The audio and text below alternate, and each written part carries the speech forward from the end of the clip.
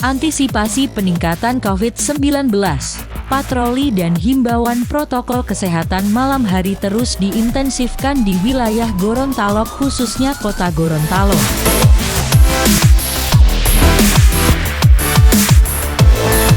Walaupun peningkatan COVID-19 di kota Gorontalo menurun, namun tindakan pencegahan terus dilakukan. Selasa 23 November 2021.